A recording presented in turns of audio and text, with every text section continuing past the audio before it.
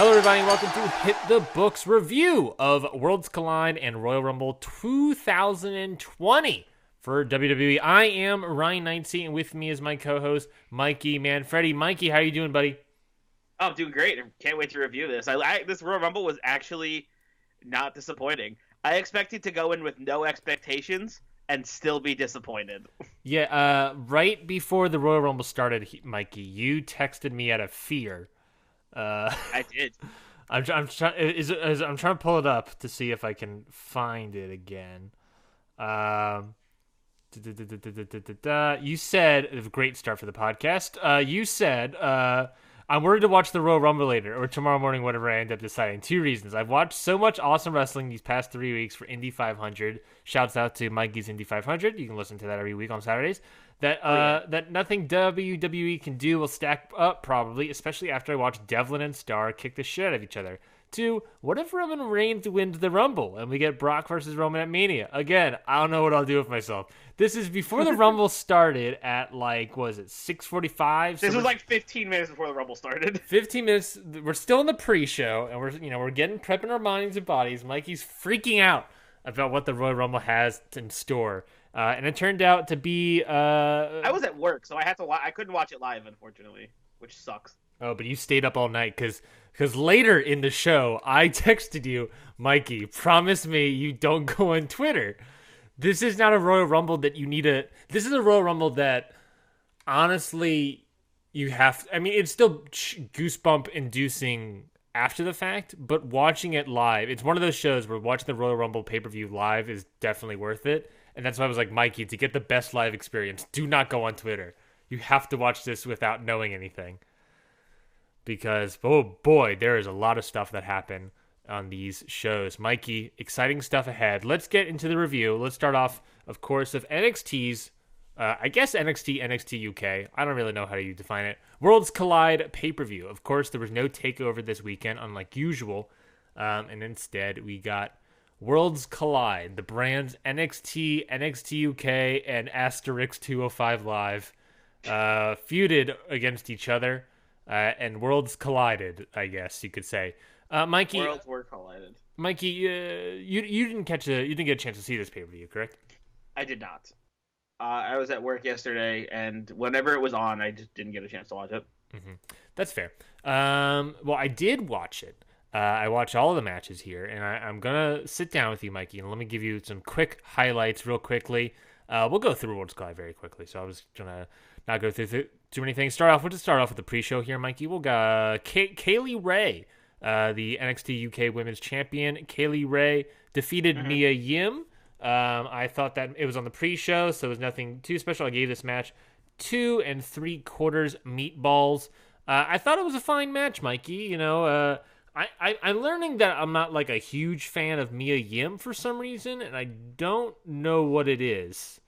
Probably because she calls herself the head baddie in charge, but every time she's in a match, she loses. Maybe that's what it is. I don't know. That does sound like something I would not like. Someone being like, I'm the HBIC and then lose. I've seen a lot of Mia Yim losses. But I never really win matches. I've seen a lot of Mia Yim losses. That is true. But yeah, Kaylee Ray picks up the victory. Thinking back on it, I honestly can't remember too much about this match. But I gave it 2 3/4 stars, so decent enough. Mikey, I'm going to do the semi-main first, and then the rest of the card, and then we'll go down to the main event. Does that sound good? Good. Start off with a little action, and then we'll end with some more action. Then the semi-main for this show was Rhea Ripley defeating Toni Storm to retain the NXT Championship. I guess no longer the NXT Women's Championship.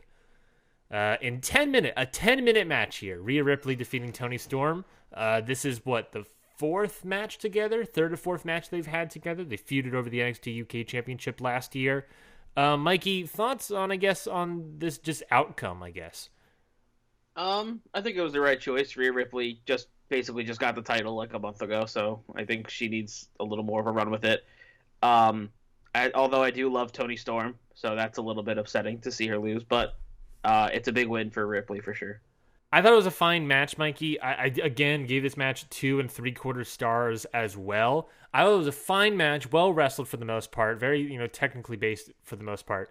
But I thought the ending sucked. And the ending. Let me describe to you the ending. You know Toni Storm.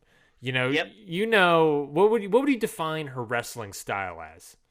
Very grapple heavy. Yeah, she grapple heavy, Yeah. technical, high flyer. I wouldn't say high flyer, but she's definitely like a grappler, technical wrestler. All right, well then let me talk to you about this match, Mikey. Near the ending stretch or so, Toni goes for Storm Zero, goes for her finisher, right? Doesn't get it. She it's not that she doesn't hit it. Well, she doesn't hit it. She doesn't even get the move. The move doesn't happen, right? Then some other things happen or whatever. Then Storm gets the opportunity to go for the victory. Instead, she climbs up to the top rope, goes for a frog splash, misses, whiffs it. Then Ripley picks her up and hits the Riptide and wins. That was the ending. And Mikey, yeah, Toni Storm when does Toni Storm do frog splashes ever? It not just as a frog splash. When does Toni Storm do? That's weird. Mikey, it was an ugly ass frog splash too. Like it was. Oh yikes! It looked like someone that has never really took a dive. It looked like someone that doesn't use that move regularly. That's what that frog splash looked like. And then Rhea Ripley gets the win with the Riptide. 10-minute match. It felt like this match should have been gone for a little bit longer or something, but I don't know because it also was kind of boring. Not really boring. I was just gonna get me too excited for it. I mean, Toni never hit her finisher once. Only went for it once. I thought it was kind of a shitty ending. But definitely, if I look back on their series of matches, it's definitely the worst in their series because I vaguely remember their series of matches being fairly good. This one was just kind of, I guess for the most part, it was disappointing, especially the ending. Mm-hmm. All right, moving back up to the card to the show opener between Finn Balor defeating how did I spell it? Pronounce it. Ilya Dragunov. Thank you. Ilya Dragunov. There we go. 13 minutes and 10 seconds in just a one-on-one singles match. Finn Balor getting the victory here, Mikey. I thought the match was good. They wrestled. All right, so the match itself was good here. And of course, Mikey, you didn't see it, so let me describe it to you. The match itself was good. Finn Balor is playing the experienced heel wrestler, that's against the fiery Russian babyface. The problem is that people don't care about NXT UK that much, right? I mean, do you watch NXT UK or have any? No, I don't. Do you have any idea what's happening in NXT UK? Nope. It's just like not really much is happening there. And Ilya is a babyface. As to my knowledge, is a babyface in NXT UK as he was playing the face in this match. But the problem is that like you have an unknown guy who is also supposed to be the face against a very popular heel Finn Balor who just recently turned heel, so there's still people cheering for him. Let alone the fact that Ilya is also Russian and came out to like Russian music. It was like Step In and had the whole red eyes and everything. He got booed. Like he got booed. I think there was USA chants that were happening as well during the match. Which also was funny because Balor's Irish. It's just it wasn't any other promotion. I think these wrestlers would have heard the crowd and been like, crap, let's change it up a little bit. Let's have Ilya be a little bit more heelish. But no, they stuck with the choreography. They stuck to the plan, and they stayed the course. I think it would have been better if the crowd knew or cared about anyone from NXT UK, or if this even was built better. But Finn Balor just gets the victory. Fine match. There was a couple nice hard hitting spots. There was a point where Ilya was down by the ropes, and Finn Balor using the ropes as leverage, kind of just like jumping up and stomping on Ilya's neck over and over and over and over and over. It was just, oh my god, this guy. Very hard hitting action. But Finn Balor gets the victory. I gave it 3 stars, 3 meatballs. Cool. Just backwards emotion-wise, I guess you could say, would be the large thing. Yeah, how do you feel about NXT UK as a brand, Mikey? Do you have any feelings for it, or do you like what do you how do you feel about them existence? I'm glad. I am glad they exist. I don't really get a chance to watch them really ever because I never really know when they're on. They're always on like a weird time in the afternoon when I'm like doing something. When is NXT UK? I think they're Thursdays, maybe. I don't know, but I do enjoy the fact that it exists because it gives the UK fans something to cheer about, and I like the inclusivity. That's fair. That's a fair thought. But I think they're on Thursdays, maybe Wednesday. I thought for a while they were Wednesdays before NXT, but maybe they're NXT. Maybe, I don't know. I don't remember anymore. Now I'm really confused. It also kind of gives a home to a lot of superstars who would be on NXT who probably wouldn't be getting used much. So I think that's nice. That's fair.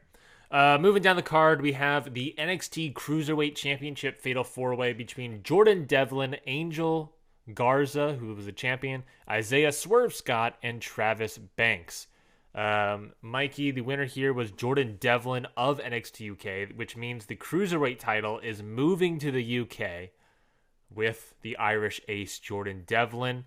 Any thoughts on that? Any thoughts on that, Mikey? The Cruiserweight Championship moving over to be sort of a mid-card title in the UK. Not gonna lie, watching the Cruiserweight Championship go to Jordan Devlin after I just watched his probably two biggest matches is kind of wild. Mm-hmm. Right. You watched, what was it? Jordan Devlin Walter and Jordan Devlin Star, right? Or no, I watched Jordan Devlin Star twice. Oh yeah, because you watched Homecoming and then fifth year anniversary.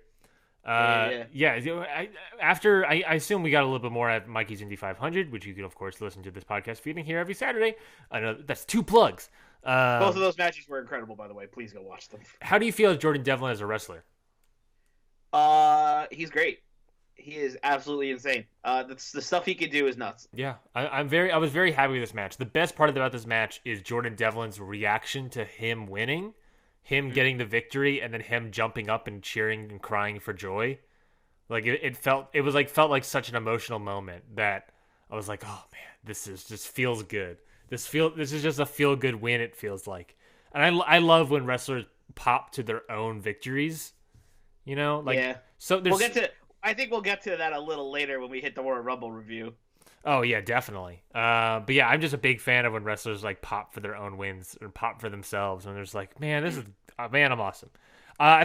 Just people popping off in general is great. Like I just watched a rerun of the finals of a Smash tournament that happened last night.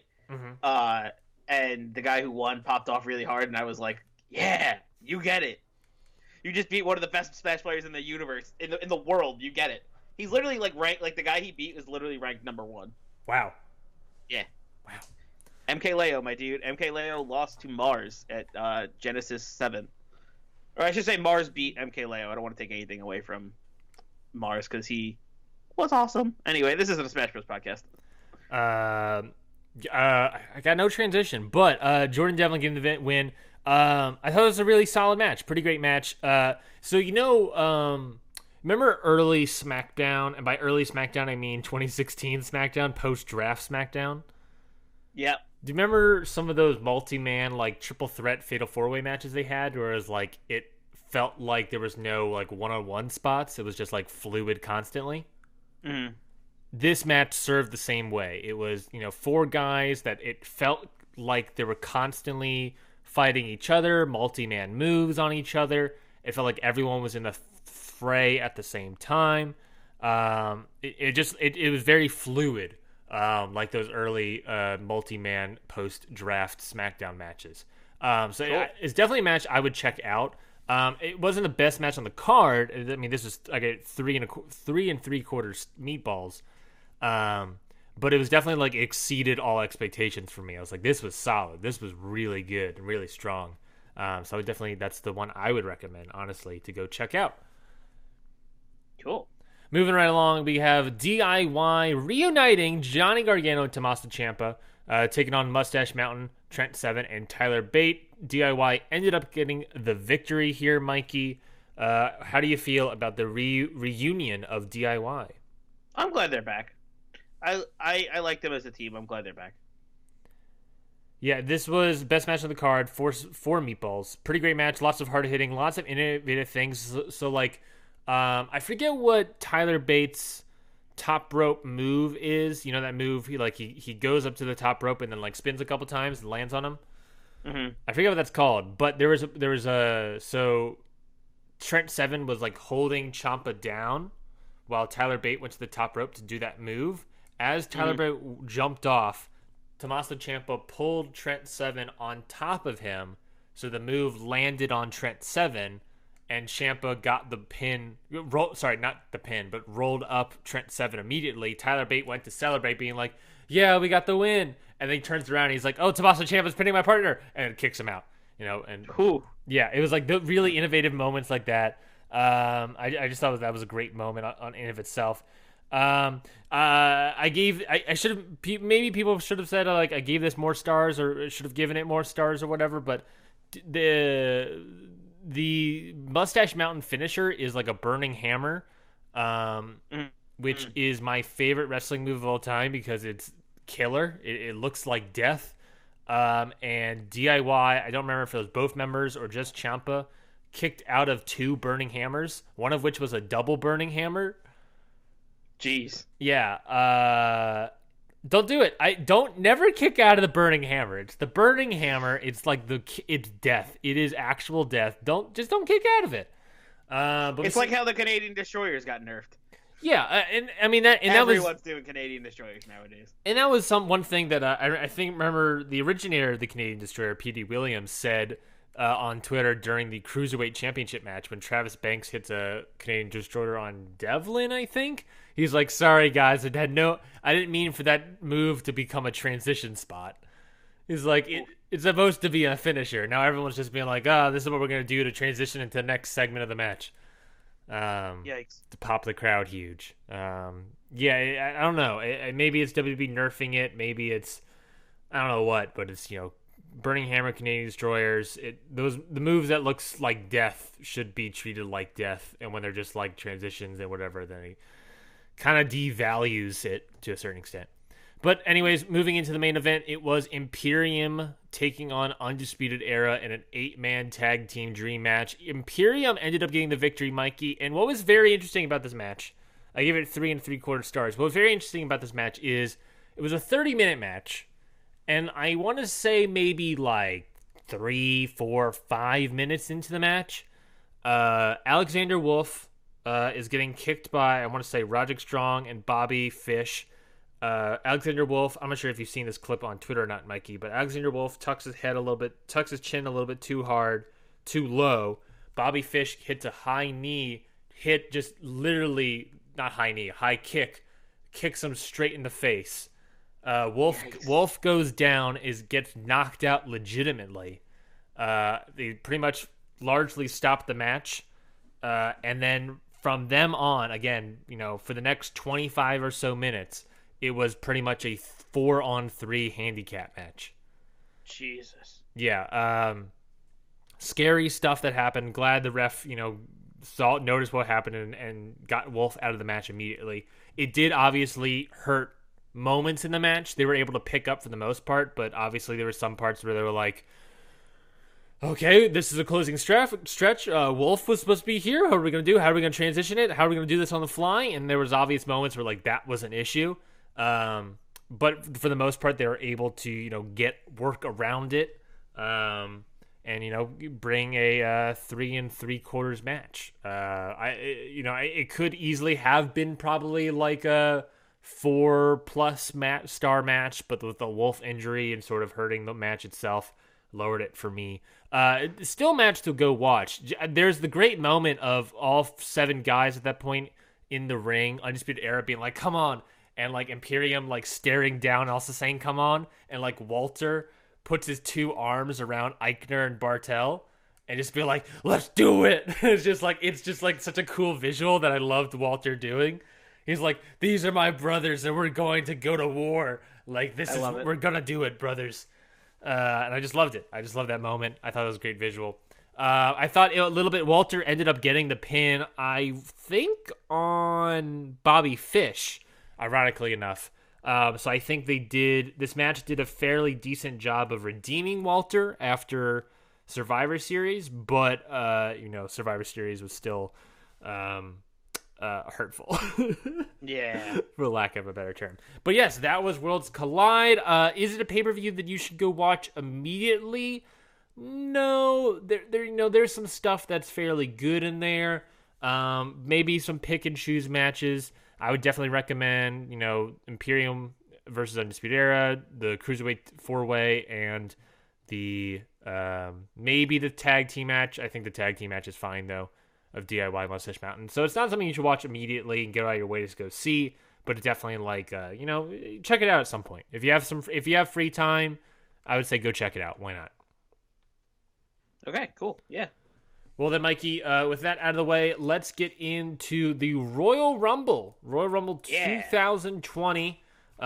Big night, Mikey. What are your thoughts on that pay-per-view from the start? I love the Royal Rumble. No matter how disappointed I may end up being sometimes with WWE, I'm always excited for the Rumble. Always, always, always. Yeah, it always feels like the Rumble... As many times as WWE disappoints its audience, it always feels like the Rumble makes up for so much, right? It's like Royal Rumble and Mania. I will always watch no matter what. Royal Rumble, and I did a fun thing with my girlfriend this year, and I'm not sure if it was fun per se, but my favorite thing with Royal Rumble watching with people is gamifying it and doing some betting and stuff. Like we used to do. We used to have the sheets. Yeah, that was fun. Yeah, we're guessing who the surprise people are. We're guessing who wins and everything. My girlfriend and I did the fun game this year of, fun game being, where in the single matches, the championship matches, one person would pick, let's say for the pre-show, Sheamus versus Shorty G. I would pick Sheamus, she would pick Shorty G, and the loser would have to do either 10 push-ups or 10 sit-ups. Yikes. We did that for all of the matches, and then for the Royal Rumbles themselves, we had a list of past potential surprises. We picked 3. If any one of those people showed up, the other person had to do 20 push-ups or sit-ups. It seems like this was that was a little swayed to you unfairly, I feel like. We'll get to it, Mikey. We'll get to it. And then, of course, if you can call the winner of the Royal Rumble, you have to do the other person has to do 20 pushes up, sit-ups as well. So we got fit while watching the Royal Rumble. I felt good. I felt like a part of it. I was, and I always like doing things like that, Mikey, because doing those sort of stupid little things allow me to be hyped for being on the couch, being like, "Come on, Lacey Evans, win this one for me." For matches that are usually yeah, whatever. Yeah. But yeah, let's. Like Sheamus versus Shorty G, which I assume was probably mediocre at best. Yeah, well, I didn't watch the pre-show because. Well, then we'll just get to that first. I watched only one match in the pre-show, so just quickly talk about that. Sheamus, Shorty G, 12-minute match. I gave it 2 meatballs. Sheamus getting the victory. This match was kind of a disappointment. Shorty G is just a ridiculous name coming out there. On the pre-show? Who would have thunk? Voices of Wrestling podcast I listen to, Mikey, podcast that everyone should go listen to. What happened? Why am I plugging them? We're not. What am I doing? Shorty G. They said the Shorty G looks like Bart Simpson. I'm like, perfect. I love though, however, the Shorty G. Do have to say, Shorty G wore those the Laker colors, which obviously was big appreciation on that end. Sheamus looked good, looked like old Sheamus, but the problem was for me that he looks like old Sheamus. He didn't do anything new. I would have loved for Sheamus to do some sort of new finisher, but that have a new moveset of some sort. Yeah, it should mix it up a little bit. He was just maybe a little bit more aggressive because he was the heel, but besides that, his moveset felt largely the same. Which made it sort of a disappointment. If he just had a new finisher, I would have been like, yeah, there we go. He hits the brogue kick, and then he, goes for the pin, but then he's like, nope, not going to do it. Not going to, he pulls Shorty G's shoulders up himself and then does a new finisher. I'm like, yeah, that would have gotten like another quarter star for me or something, Mm-hmm. And that was just a disappointment, honestly, for that end. But yeah, that's them's the breaks. Next up, another pre-show match. Neither of us watched, so we're not going to really preview it or review it itself. Andrade defeated Humberto Carrillo for the United I'm States going to Championship. assume that match was fine or good. It was fine to good because it was Andrade and Carrillo who were both great. So yeah, honestly, I'm surprised that Andrade won it. They've been building up Humberto and with the whole Andrade Mysterio, Andrade Ricochet, and then Andrade Humberto. It felt like Humberto was finally going to get the United States Championship victory here, and he didn't, which honestly I was very surprised with. But alas, maybe they have big plans for Andrade WrestleMania match. maybe. Maybe what if the United States Championship is the 8-man ladder match? We got Andrade, Mysterio, Ricochet, Humberto, Zack Ryder. I don't know. Just throwing 4 of the guys. Something else. I like it. Yeah, maybe that could be cool. Maybe that's something. That could be cool. Samoa Joe, Kevin Owens. I don't know what they're doing. Buddy Murphy. Ooh, Buddy Murphy. Maybe. Yeah. So that was that United States Championship match. But let's get into it. We'll do the same thing here, Mikey, where we'll talk the semi-main, and then we'll go through the rest of the card. So the semi-main on this show was Becky Lynch defeating Asuka by submission to retain the Raw Women's Championship in 16 minutes, 25 seconds. Mikey, I talked a whole lot about Worlds Collide. What were your thoughts? Let's hear it about Becky defeating Asuka. I think it needed to happen. I think it's good for the Becky redemption arc where she was like, I didn't beat Asuka yet after she beat me. I needed to get that win to make myself feel better about being the champion. And I think her getting the win was correct. I thought it was a good call. Clearly by who won the Rumble, they have some interesting plans for Mania. Mm-hmm. We'll get to that though. Yeah, I thought it was correct. I thought the match was good. The match was great. They both put on a hell of a show. And took some. There was some big spots. There was like a suplex to the outside, which got me really good. Oh my god! Asuka just took a straight up face plant. Front-facing suplex to the outside from the ring apron. Oh my god, that looked like it hurt. I do like the ending when Becky kicked the green mist out of Asuka's mouth. Oh yeah, that was a great moment. That was a great. My girlfriend was like, "Where did the mist come from?" I was like, Japanese magic, I guess." I was like, "I don't know. She learned from the Great Muta. I don't know." Tajiri, Asuka could just produce it now, like in her mouth, as the match goes on. It just like slowly builds up. Yeah, it's just excess phlegm. No, I thought this match was great. I thought it was really solid. Maybe in terms of matches, probably the match of the night. Honestly, I would say that. not including the Rumbles because they're themselves were actual matches. In terms of one-on-one matches, I agree. It was definitely the match of the night. Yeah, in my opinion, match of the night. I thought it was a great showing with Asuka. Again, I agree with you. I think Becky Lynch was the right choice. I would have liked Asuka to get the victory only because I like the idea of like the long-term story of like Asuka always having Becky Lynch's number. And to my knowledge, even that storyline that they did, which was Asuka having Becky Lynch's number, it was, I think, twice that happened last year at Royal Rumble and a couple months ago, like a month ago or something. Yeah. So I just wished it was something more, they just kept going with it. But of course, if Asuka and Kairi Sane being the women's tag team champions, they can't do that. We have WrestleMania around the corner, so we're going to have a women's tag team title match. Which my guess right now, if I had to think and look forward, probably be, I would say, versus the Iconics in some capacity. Iconics were missing this pay-per-view again. Presumably still at home, or presumably still working out things with Australia, with their home country and everything that's going down there. So I would love, honestly, for that match to be a Asuka, Kairi Sane versus the Iconics, and the Iconics pulling up the victory there. I feel like that would be a great feel-good moment. Definitely. Granted, the Iconics also won the titles at WrestleMania last year, so who the hell knows? That didn't last very long. Yeah, but Becky Lynch wins it, goes on more matches at WrestleMania. We'll talk about that WrestleMania match coming up. Mikey, let's get into another match, which was Roman Reigns defeating King Corbin. That's right, King Corbin, in a Falls Count Anywhere match that lasted 21 minutes and 20 seconds. Mikey, thoughts on this match? I was sports entertained. It was fine. It wasn't bad. It was good for a Falls Count Anywhere match. You know, the one thing I hated throughout the entire Rumble, though, was Michael Cole constantly trying to make baseball references that felt really forced and terrible.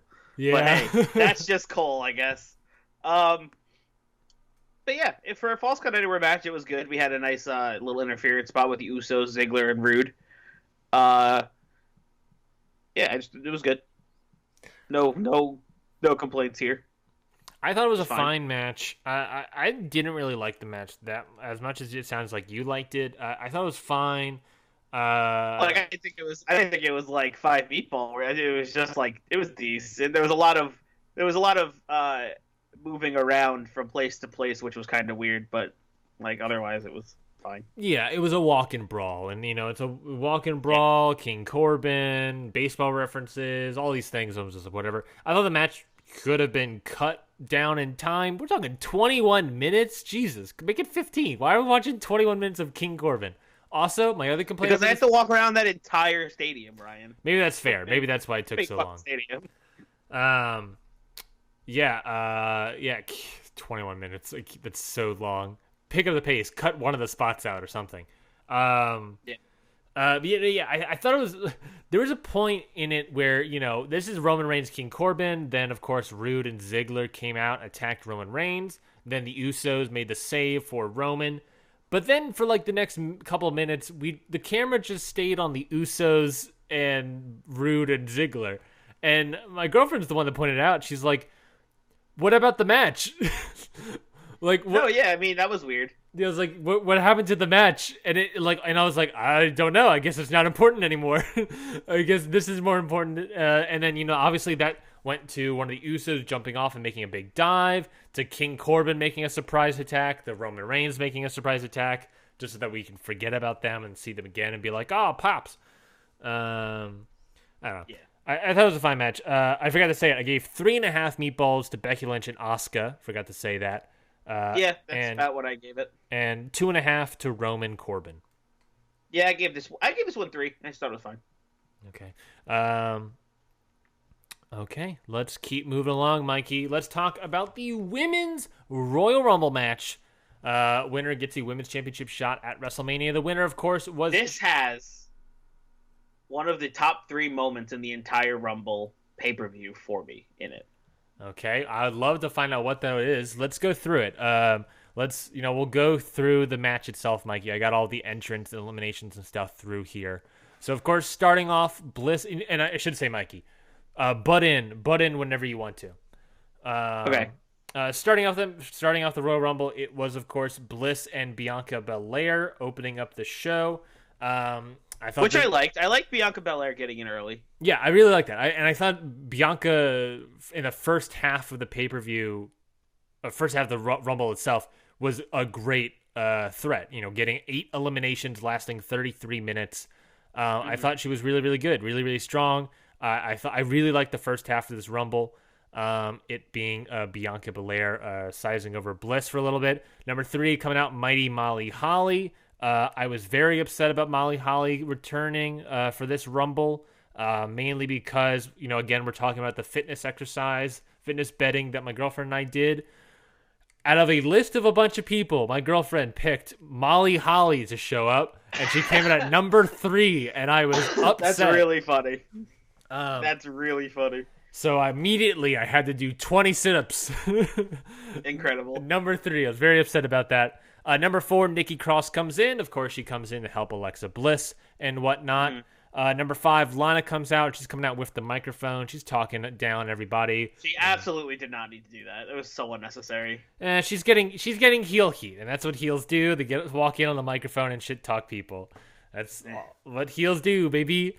Next up, we predicted correctly, Mikey. Mercedes Martinez showed up in the Royal Rumble.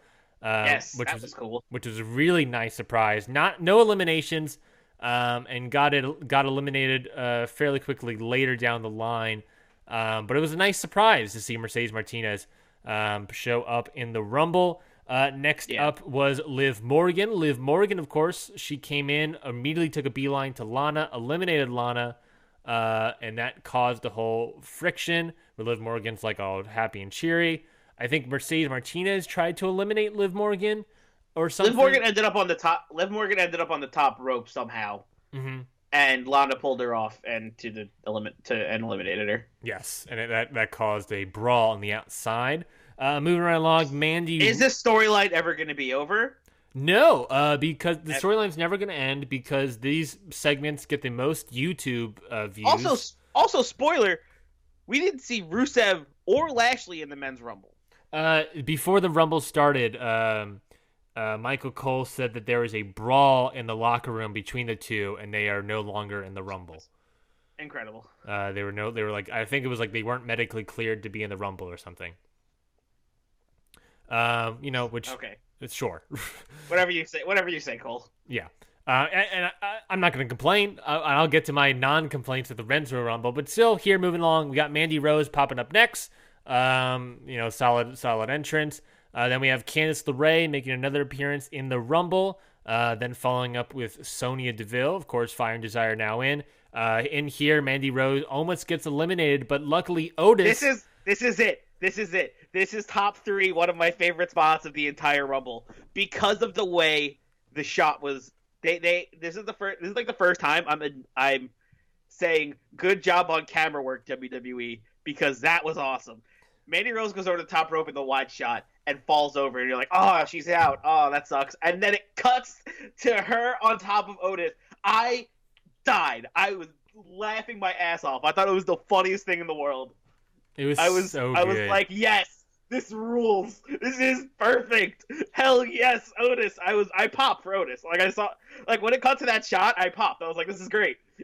It was great. It was honestly a great moment. I just loved it. And then I loved when Mandy Rose got back into the Rumble, Otis is celebrating, rips his shirt off, and it's like, oh yeah, Otis, there we go. There we go, buddy. Moving right along, Kairi Sane makes her entrance. She's coming in like Mary Poppins with that umbrella. Next up, Mia Yim. Mia Yim, coming off her Worlds Collide loss, makes her entrance into the Rumble as well. Her first ever appearance in the Rumble, I believe. And following that was Dana Brooke. And then a returning Tamina made her entrance in the Rumble. Had a little quick one-on-one with Bianca Belair, which was exciting. Then Belair eliminated Tamina in 39 seconds. So good on Belair and Tamina. Nice little surprise kind of pop, and then feuding with Belair, and then she's out. And that's it. She was in and out in the blink of an eye before anyone could boo her. Mm-hmm.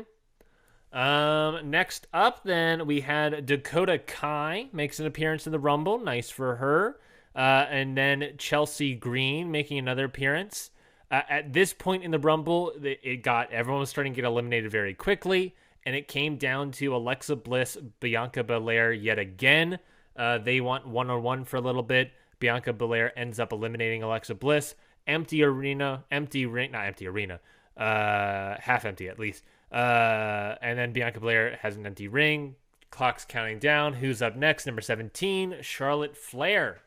I was saying that when Bianca was all alone, I was like, in my brain, I was like, all right, this next one is a very important entrant. We got to see who this is. And then it being Charlotte Flair, I thought was perfect. Yeah, I thought it was perfect. Honestly, Charlotte Flair, Bianca Belair is a feud I would love to see. I thought it was a perfect. That way we could see some one-on-one action between the two. I was saying the same thing. Now that we have this moment where it's just Bianca Belair, the next person is going to be a bigger name. Yeah. Okay, I just want to take a quick rewind real quick. I was not convinced that Otis couldn't catch Mandy and Sonya. That's all. Anyway. That's fair. There's no shot he can't lift them both, right? Look at that man. That's fair, though. Look at how wide that man is. I'm not gonna lie. It's definitely true. There was no shot Otis couldn't just be like, oh, yep, gotcha, Sonya. and just have them both and just be like, here you go, That's back fair. to the ring with you. I would love if that's the Anyway. story. That's because we're doing a lot of like stuff between Otis, Mandy, and Sonya Deville, which is like a weird, not really kind of love triangle thing. Where it feels like we're sort of teasing a Mandy Rose Sonya Deville breakup. Yeah, it does. So Smash challenge, baby. Otis, Mandy Rose. I would love though if that was the fuel of the breakup was like Otis could have picked me up, he just didn't want to. Like it's Sonya Deville saying that to Mandy Rose. I would love for that so much. So Charlotte Flair, she makes her appearance in the Rumble. She makes her entrance. Next up, a returning Naomi makes an appearance. Enters the Royal Rumble, rocking the fro, loved it. Naomi was on She looked great. Naomi was on my pick for surprise entrance, so that's 20 push-ups for my girlfriend. Next up was Beth Phoenix, which I love to see. Beth Phoenix entering the Rumble. We'll talk about her more a little bit longer. Yeah, Beth took a nasty headshot on the ring post. Oh, yeah. During the match, Beth Phoenix. A little bit into her run. Yeah. Beth Phoenix was also on my list for surprise appearances, so that's 20 sit-ups for my girlfriend. And then following Beth Phoenix was Toni Storm, who was also on my list for surprise appearances. You went 3 for 3 there. I went 3 for 3, back to back to back. My girlfriend ended up in less than a couple of minutes, less than 5 minutes. My girlfriend had to go from doing 0 to 30 push-ups, 30 sit-ups. I was like, bang, bang, baby. And so yeah, I felt great about that. Let's talk about Beth Phoenix here. Beth Phoenix during the match, she's on the top rope. Bianca Belair is punching her in the jaw. Beth Phoenix's head goes so far back that she knocks her skull against the ring post. You can even hear it on the broadcast. And that was that. Throughout the rest of the night, she's, to steal a term, bleeding like a stuffed pig. She stuck it out, though. She did. In there. She did. And there was... How did you feel about that, Mikey? How did you feel about Beth Phoenix? Some people called up the CM Punk incident where CM Punk got the concussion mid-match and then stayed. Of course, we don't know if Beth Phoenix suffered a concussion, but certainly that looks like she could have. She could have. It didn't seem like she did because it looked like she was fine the rest of the match and like pulled off all the spots she had to pull off for the most part, and was able to be coherent. Yeah. So I think honestly, they both Belair and a referee checked on her after she hit her head, and I guess if she was fine and they thought she was okay to continue and she did continue, I guess it worked out. I also wouldn't be still a little risky. I also wouldn't be surprised if Beth Phoenix herself was like, "Nah, don't take me out." I could see Beth Phoenix, and obviously Beth Phoenix staying in played a part till the end. Yeah, there was definitely a possibility that Beth Phoenix was like, nah, I got this. Yeah, a lot of people were being like, take Beth Phoenix out, please take her out of the match, and it was just like, I think there's a reason why she's still in. There's story reasons why she's in, and we did see why.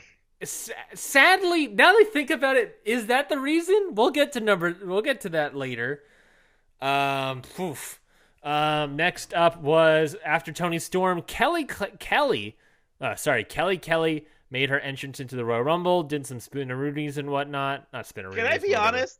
Can I be honest? Sure. For the next few Royal Rumbles, can we just not on Kelly Kelly?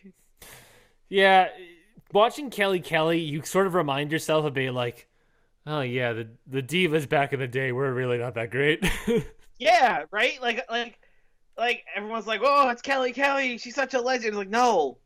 You stop that. Yeah, you quickly realize, remind yourself. What did she do? Show her tits on ECW sometimes? Like, yes, which she did. I don't know. Can we? I'm kind of over it on Kelly Kelly. Well, the one point I was just gonna make was that even in that generation of divas, Kelly Kelly wasn't even the best wrestler. And she's the best remembered. I was like, let's get Eva Marie in there. Let's get Melina. Let's get. I can skip on Eva Marie.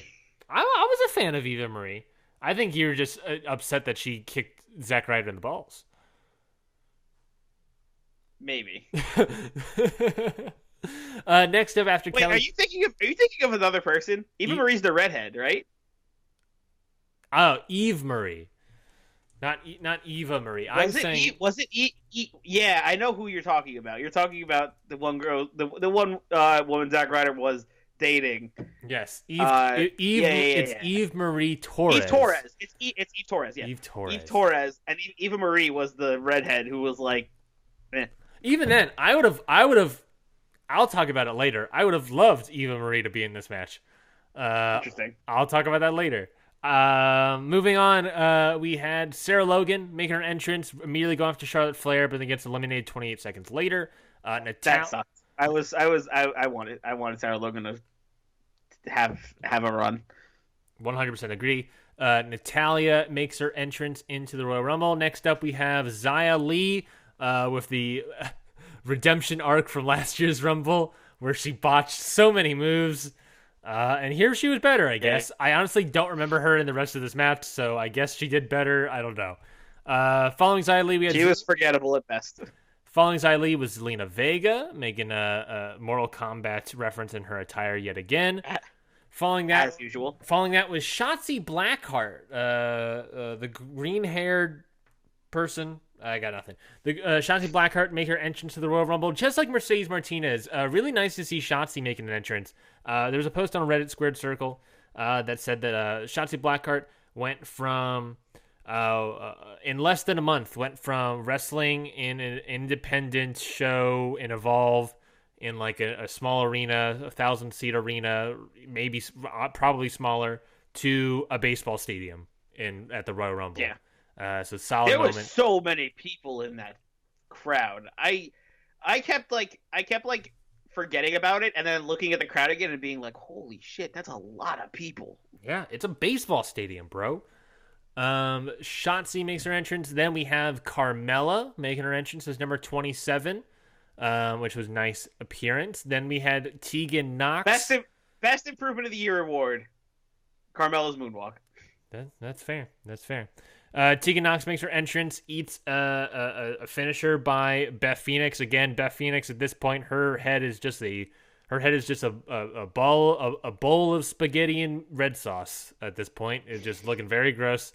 Yeah, that was rough. And that looked really bad. And then following up at number 29, definitely the most controversial entrant in the entire Rumble here, Santina Marella. That's right, Santina Marella makes her appearance. Okay, makes her I see quote why unquote it's controversial. Yeah, of course. Makes her quote unquote appearance in the Royal Rumble. She enters into it. Both Beth Phoenix and Natalya stare her down. Santina pulls out her brother's Cobra, and then hits herself in the neck and then goes over the top rope. Like, you can have the floor. You have the floor, because I think we are very opposite on this appearance. My take on this was that I thought, like, I get why it's controversial and I get why people wouldn't like it, but I thought it was funny.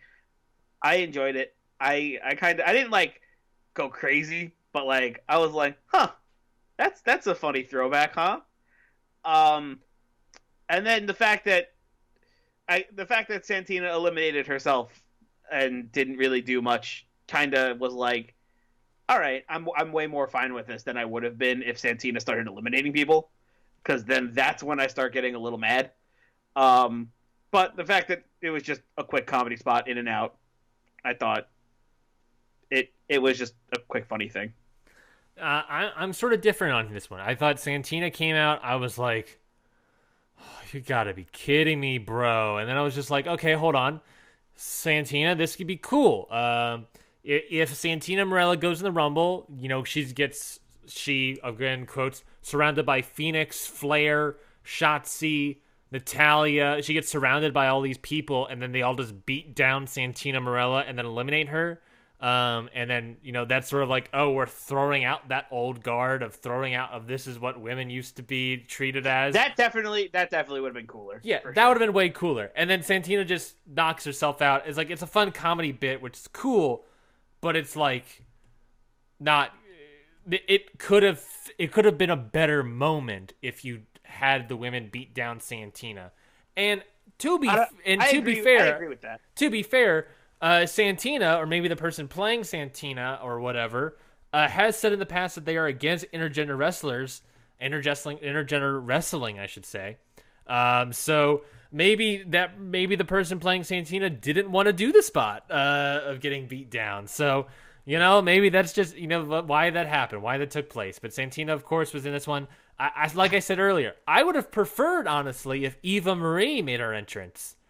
Okay. If this was Eva Marie instead, I would have been like, there would have been a pop. There would have been I think a better pop maybe, or whatever, and then that way you can have them beat down Eva Marie and throw her out, and then be like, fine. I think honestly, to me, that would have been playing better than Santina.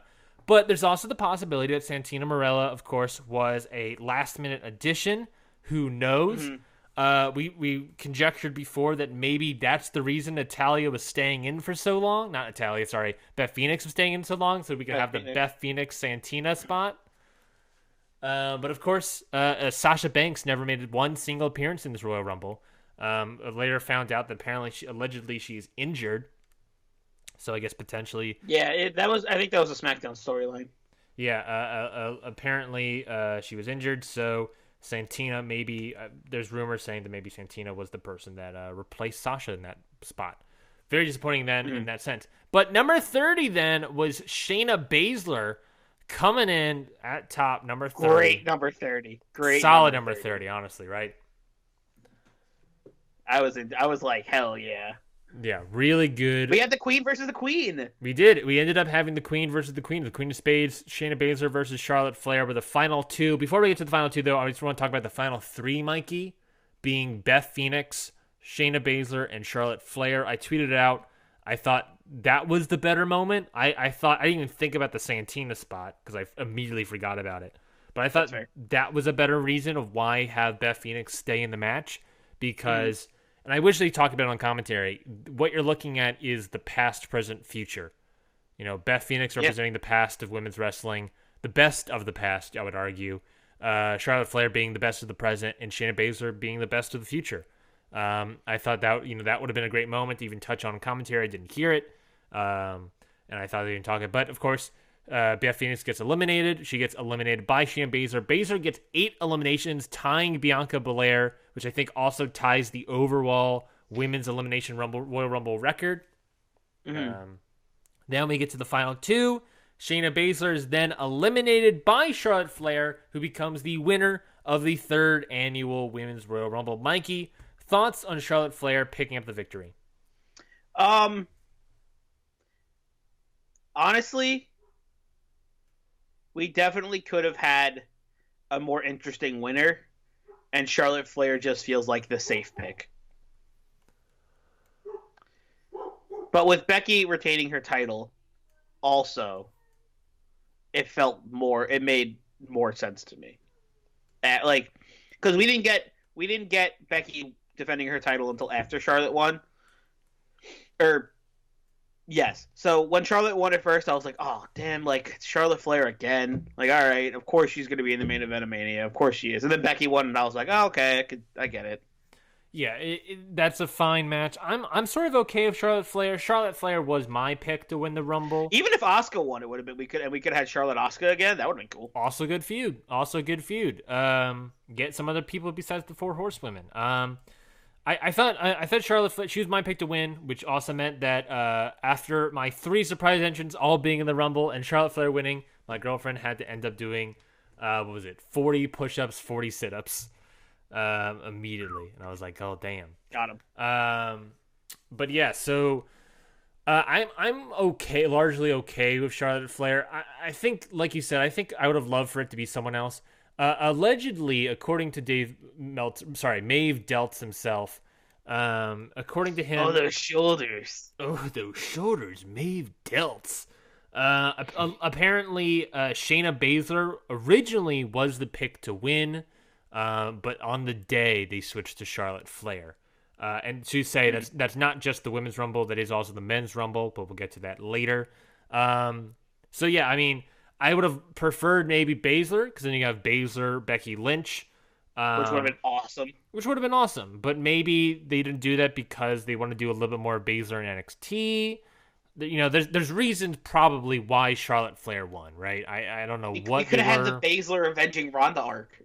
Exactly, right? They could have done that, and I thought that would have been a cool spot, but they didn't do that. So, alas, we'll see. But you know, we'll see what happens. I'm okay with it. I would have preferred not to be Charlotte Flair, but with it being Charlotte Flair, I'm like, okay, whatever, it's fine. That's what I said. Like, it's fine. It's the safe pick. Yes. I ended up giving this Rumble. Let me look at my notes here. Mikey, what did you give this Rumble?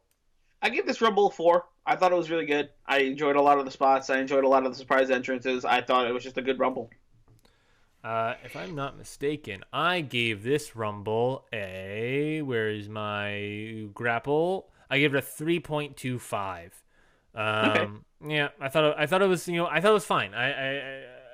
The Santina spot hurt me, and just Charlotte Flair, I was like, okay. And then I liked I liked it. I'm not saying it's a bad Rumble. I just was like, okay, yeah, okay, Yeah. Let's It felt default. It was like, yep. Yeah, it didn't More surprise Rumble, me. Charlotte Flair wins, done. If Baszler won, maybe that could have gotten more like out of me, but just, it didn't happen. Them's the breaks. So moving right down the card, we have Bayley taking on Lacey Evans to retain the SmackDown Women's Championship. Mikey, quickly thoughts on this match? It was fine. Yep, that's as quick as you can be. 9-minute match, Mikey. A couple botches from Lacey Evans. Bayley has a weird heel character that's not working right now. I don't know. It's fine. I gave it 2.25. Yeah, I gave it 2.5. Yeah. Even then, I think we could be being generous. Wasn't exciting. Yeah. Yeah. It was nothing. I didn't really feel anything about it. There's not much of a review here. I don't know. I don't know what their plans are for the SmackDown Women's Championship. I feel like maybe we could do a Banks Bayley at the at WrestleMania. Mm-hmm. But I don't know what's happening here with Bayley. I don't know what's going to happen. I don't know what's happening. Let's keep moving along. It's the Universal Championship. It was also a strap match. The Fiend Bray Wyatt, red lightless, defeated Daniel Bryan. Mikey, thoughts on this match? I rejoiced when the lights went regular. I was like, oh, thank goodness. Yeah, wrestlers have said in the past that the red lights is hard to work in. Now throw in a leather strap. Yeah, let's have the lights cut. Come on, guys. Yeah. This match was good. I enjoyed it. Daniel Bryan took a beating. Yeah. Did you see him after that match? He was destroyed. Yes, his entire back was just rough looking. Yeah. But yeah, this match was good. I enjoyed it a lot. I gave it 3.5. Just Fiend won. Yep. Yeah, Fiend's still the champion. Cool. Yeah, I gave this match 3 stars. Yeah, I don't know. What do you think is next for either of these competitors? I don't know. I legitimately don't know. The current guess, which is also my guess, would be Bray Wyatt, Roman Reigns for the Universal Championship. I don't know who else you would face on the SmackDown brand that's big enough. Yeah, I would say keep the feud going with Daniel Bryan, but at this point, it's like Daniel Bryan looks foolish, and that's the part I don't like. Is that Daniel Bryan asked for this match and then lost, so he looks silly in my opinion. Unless something happens, unless he's turning heel, he's getting changed by Bray Wyatt yet again. I don't know. I just don't know. I don't know. Daniel Bryan is in the tailspin, and I've heard. What are your thoughts on that? Let's talk about that. Let's talk about Daniel Bryan. What are your thoughts on Daniel Bryan? We had the big pop of him returning, staying in WWE. Everyone talking about he should leave, go somewhere else or whatever. What are your thoughts on his decision to stay? And hindsight, of course, being 2020. What are his thoughts on him staying and having this series of dream matches, quote unquote? You know, what are your thoughts on Daniel Bryan post return in WWE? Good for him, man. Just let him do himself. Whatever he feels like doing. If he thinks this is all fine, then it's all fine, you know? I like Daniel Bryan sticking around. I like the fact that he's wrestling again. I like the fact that I can still watch him on SmackDown now and again. I like that he's getting into feuds and being used and isn't just like, he returned. Here's your pop. All right, now you're nothing. Like, you know, like they didn't shove him back down in the card. They let him be in top feuds. They let him have new characters. They let him do his thing for a little while, you know? Yes, the top feud of Daniel Bryan versus Big Cass. I meant Bray Wyatt, but okay. He had Bray Wyatt. He had Miz. Like, it was a lot. Would you have preferred Daniel Bryan to stay in WWE like he did, or leave and go to, I don't know, AEW, New Japan, whatever the hell? I think him staying in WWE is correct. Okay. He knows he's taken care of there, you know? You don't think he's going to get the Chris Jericho treatment and get treated very, very well outside? He WWE? would. I mean, he would, but I think Daniel Bryan to me seems like a very loyal person. Mm-hmm. It's like a loyalty thing at this point. Like they gave him this huge push. They made the like if it wasn't for WWE, we wouldn't have Daniel Bryan wouldn't be the huge star that he is today. We wouldn't have the Yes movement. We wouldn't have like that big WrestleMania moment where he finally bests Triple H and Batista and wins both titles, and like we wouldn't have like Daniel Bryan wouldn't be as amazing without the WWE. I feel like. Yeah, I mean, what you're describing is literally just the legit global phenomenon that WWE is. We forget that, like, as soon as you walk onto the main roster, become a household name practically. WWE is, 2 million homes weekly. 4 million if you count both Raw and SmackDown. 5 million if you throw in NXT. That they're in 5 million homes, 5 million TVs weekly, whatever. You know what I mean? You know what I'm saying? Yeah. You come on the show and you become a name. Whereas in AEW, you still get a million people to watch you, but New Japan in America isn't really heard of, right? So maybe he would have picked up the light a little bit into New Japan or whatever. But who knows? Who knows what would have happened if he left? Like you said, like. We wouldn't have all these things if he wasn't in WWE, right? He is the underdog. He is all these things, and WWE made him popular to a certain extent. The Jon Moxley thing, if he would still probably make a killing outside, but is Jon Moxley as popular now as he was? I would say yes. I would say. Yeah, then maybe there's an argument to Bryan leaving. I don't know. Yeah, maybe. Who knows? Is Chris Jericho the same as he is? Who knows? Who knows? Let's keep moving along. Mikey, let's get into the final match. We already did the semi-main, so let's talk about the men's Royal Rumble match. And let's start off, Mikey. Start off with number 1. Brock Lesnar makes his entrance into the Royal Rumble. It was announced beforehand that he would make his entrance. Number 2 was Elias. He made a song about him being a sacrificial lamb. Which was weird that I think he was referencing himself as a sacrificial lamb, which I thought was interesting. Elias pisses off Brock Lesnar enough that Brock Lesnar runs after Elias, throws him into the ring, throws him out of the ring. Brock waits for the next person. Next person is Eric Rowan, who goes in, gets eliminated in 8 seconds. Next person, Robert Roode, 41 seconds. John Morrison, 9 seconds. Kofi Kingston lasts longer.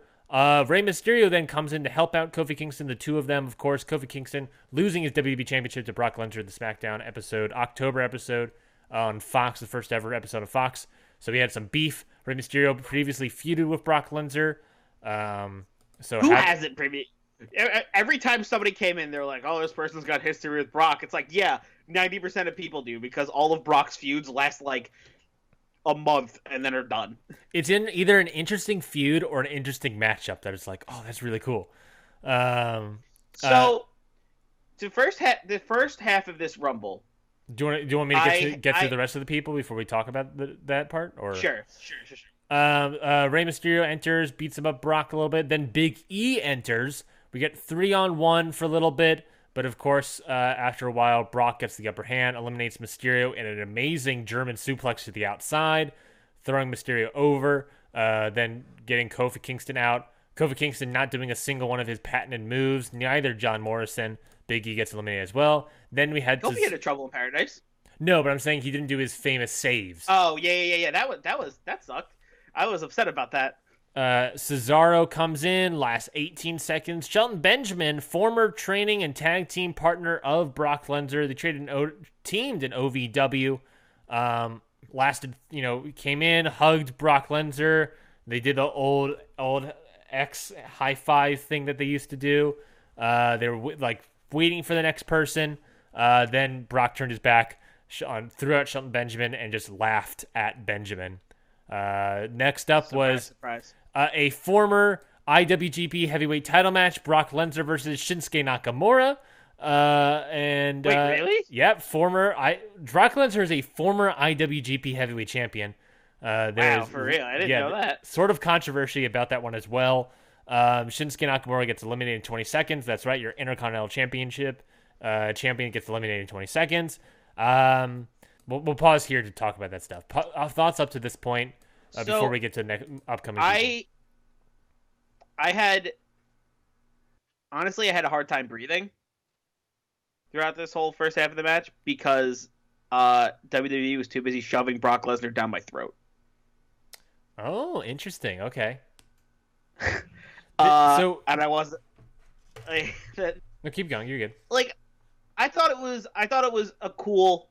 I definitely thought it was a cool new way to do the Rumble rather than just have a giant mosh of people fight in corners and do nothing moves for 20 minutes and then get eliminations here and there. I thought it was a new twist and I kind of enjoyed that, but I wish they picked different people.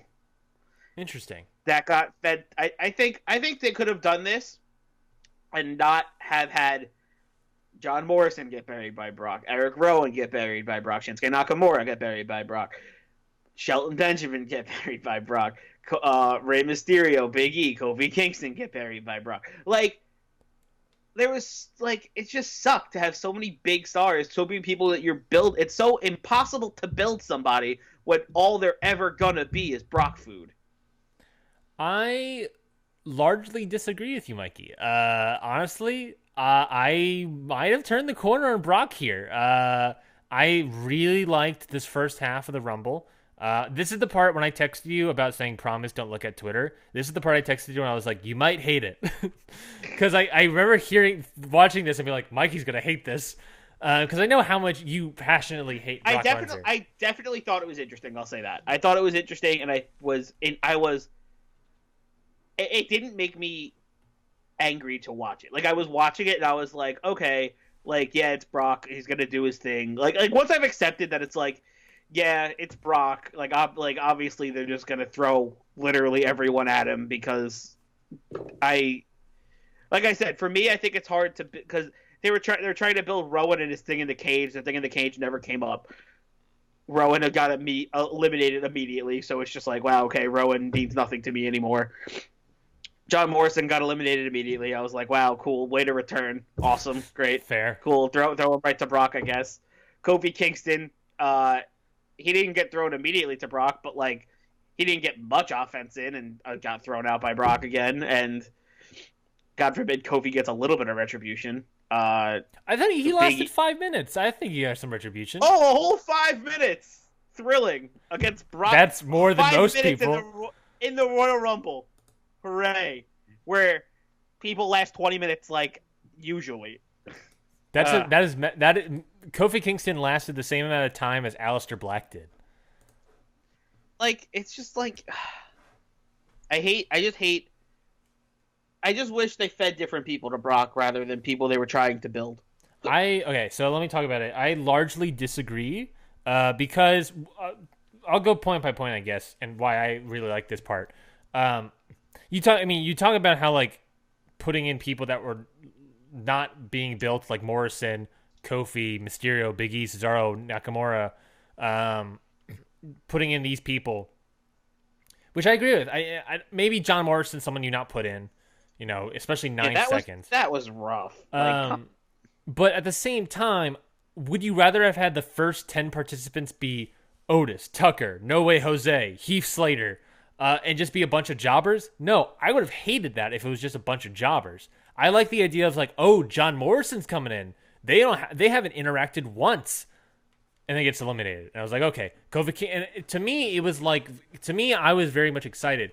I'll be honest, this is maybe very much a hot take, especially to you, Mikey. I thought this was very much a Chris Jerichoing that Brock Lesnar was portraying. He's having basically individual one-on-one matches against these people. And whether or not they were like really big squashes or whatever, against some people were like Robert Roode, who was obviously not going to eliminate Brock, but it was a way for me to be like, oh, this is Robert Roode and Brock. This is Morrison and Brock. This is Kingston, Mysterio, Big E getting some redemption against Brock. Cesaro, that could have been. I think Cesaro should have lasted longer because that was kind of BS. Shelton Benjamin, Cesaro and Brock was like a matchup that was like, that's interesting to watch. And maybe, and I got the idea in my head, Mikey, that, and I'm worried that maybe I might have screwed myself over. But I got the idea in my head that like, I wonder what if, especially with how the rest of the Rumble plays out, what if this is like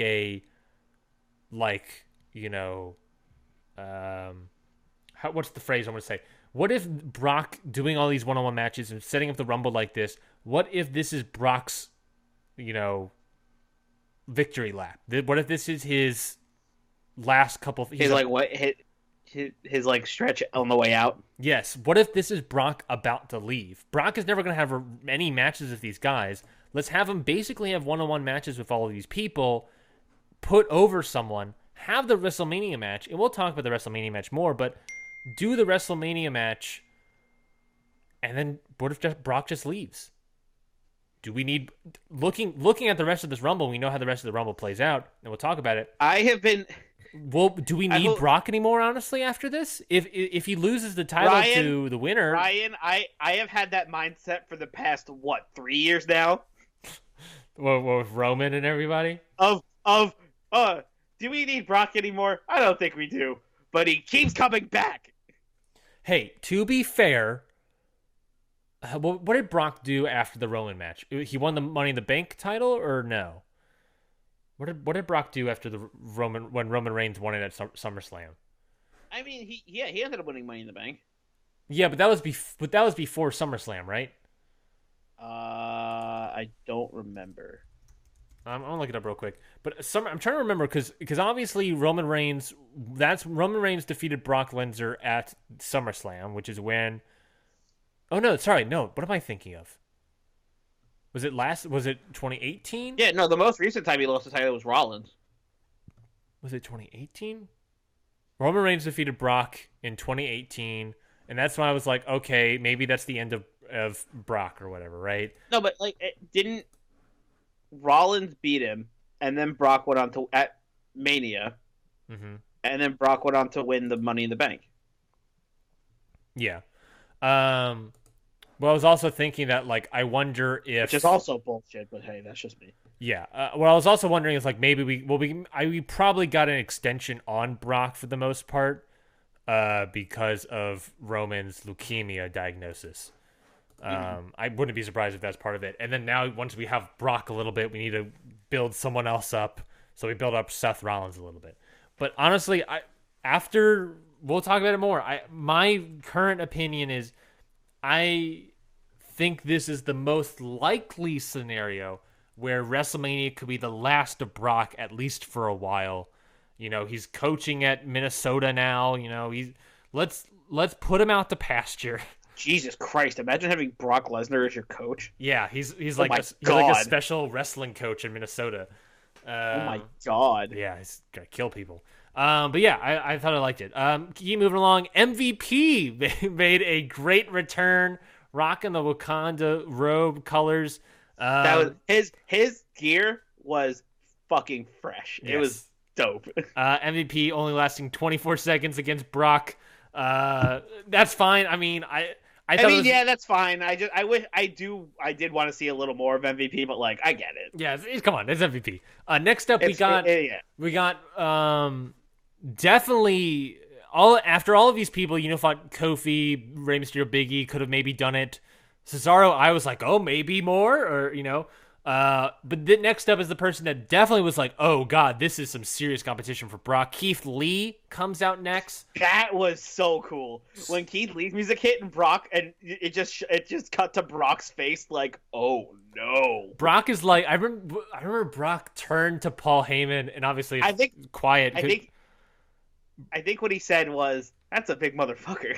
Yeah, it was something like that, or like, who's this fucker? Like he's just like, who the hell is this guy? I thought he said, "That's a big motherfucker." Something like whatever it was, and it was just like there. Keith Lee is big, Brock is just as big, just a little bit more shredded.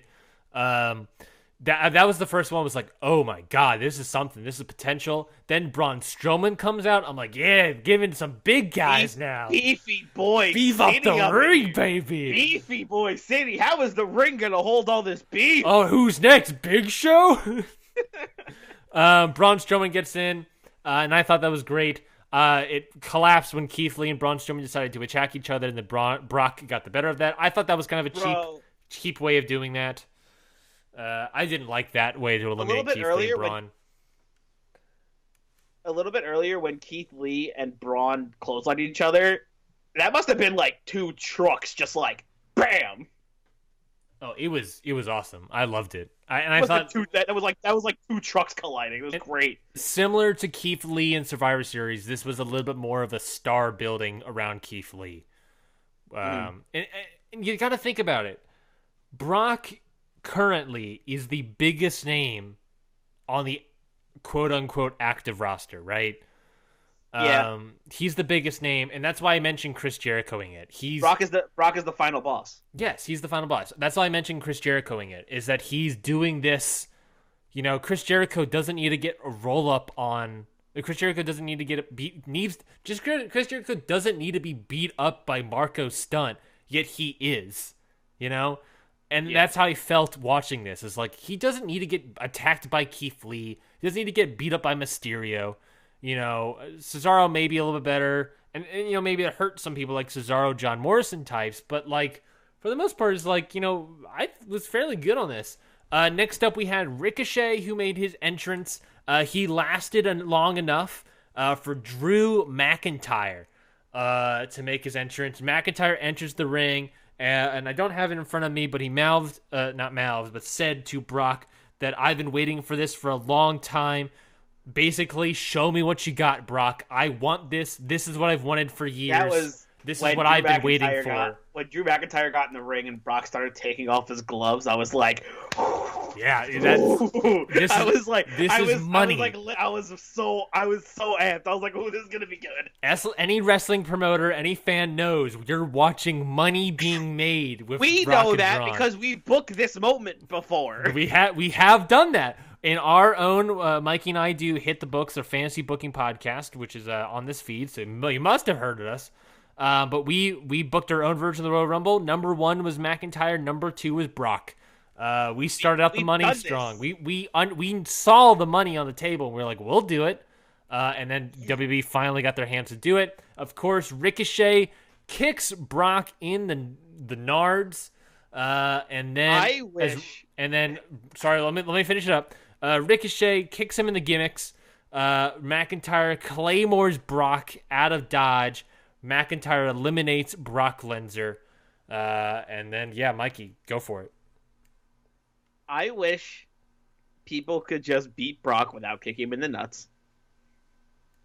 I think it's getting ridiculous. Like, we get it. You kick a guy in the nuts, he's gonna go down. But, like, can someone beat Brock clean? Somebody out there, please, without kicking him in the nuts. It always takes away from... For me, when people just go... When people just kick Brock in the nuts, it immediately takes away from them beating Brock. For me. Yeah, the idea is that, like, oh, Brock has been kicked in the nuts, so he's protected a little bit, I just think it's just getting ridiculous. It protects Brock, but it makes everybody else who beats him look soft, and it's like, oh, cool, so you took the cheap way out. Like, to be fair, though, Mikey, Ricochet kicking Brock in the nuts, I thought was a great moment because Ricochet wasn't going to beat Brock one-on-one. No, but that was cool. No, I'll agree. Like this one gets a pass because it was cool because it like set Drew McIntyre up for that sick Claymore, and Brock just went flying. Brock was like, "I'm selling this like death, and you cannot stop me." Brock like took that, was like, "Whoa!" I wish we could show that video to people of what you just did. He like blasted off when he got hit. It was crazy. Yeah, I thought this was we said the same thing about Keith Lee. This was McIntyre's. This was a star is being made right in front of us, and I was like, this is what we've been waiting on, people. This is what you and I have seen in McIntyre for the past year and a half. We've been doing Hit the Books. McIntyre was our WWE champion. We saw him, what he is capable of. We know McIntyre's a star. We know he is. We know for a fact. We have the numbers sort of to back it up to a certain extent too. We were like, he's a star. Give him the push, and I'm glad that they're doing it. McIntyre eliminates Brock, which is great. Miz comes out next. He lasts 30 seconds, gets eliminated by McIntyre. McIntyre, while Miz is getting eliminated, is just staring down Brock Lesnar. We see the match happening. And to expound on it a little bit more, Mikey, I think this also perfectly set up the next pay-per-view being maybe a challenger or whatever. Or either way, WrestleMania is probably going to be McIntyre, Brock Lesnar, of course. Spoiler, obviously. Oh, I cannot wait for that match. But also, I think one of those preliminary matches, preliminary pay-per-views, could be a Ricochet versus Brock. Absolutely. Which, that's one of those matches where it's like, well, Brock's going to win, but that's a cool-ass match right there.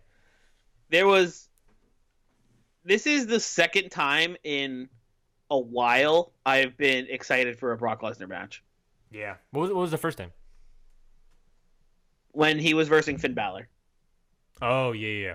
That match got me excited because I was like, this is new, this is great, this is going to be cool. And I know because it's new and cool, Brock is going to do good. Ooh, because you know how Brock is. Brock is like, if he doesn't like the match, he's going to be shitty and he's not do great. And we've already just seen try to that end it as quick as he can. We've already seen that Brock likes this match, likes exactly. McIntyre. Like, and we know when Brock likes something, he's great, and we know he can be great if he just likes what he's doing. So if this McIntyre Brock match happens at Mania, it's gonna be fucking awesome. Yeah. Right? Yeah. Like, it's gonna be sick. Yeah. I'm excited. I'm legit excited for what can happen. I'm ready for it. After Miz was AJ Styles. He lasted way longer. Next up was Dolph Ziggler. Then Carl Anderson to making his appearance to help out AJ Styles. Of course, we got the OC guys coming in. And finally, not finally, but next up, number 21, Mikey. Mikey knocked over his microphone even because he's so excited.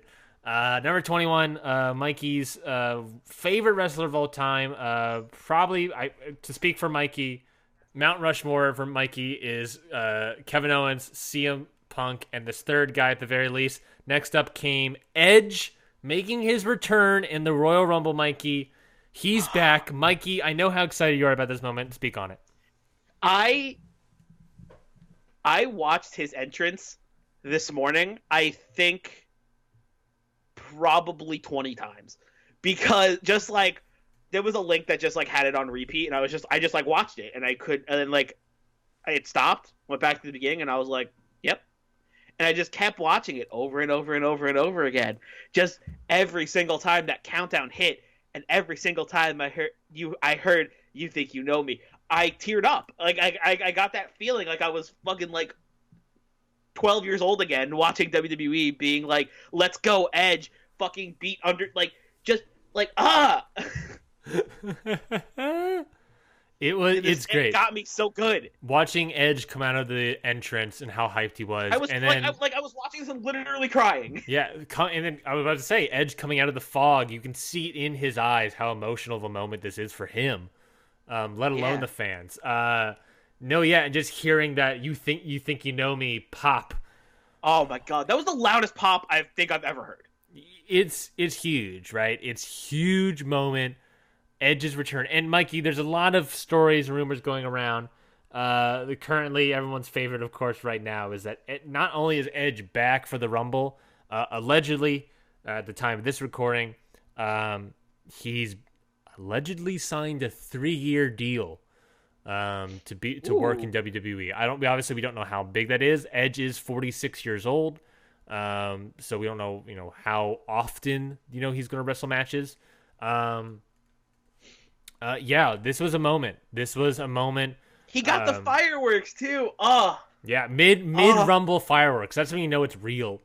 Oh, it was so good. He got to do his whole entrance. My heart was a flutter. I saw him.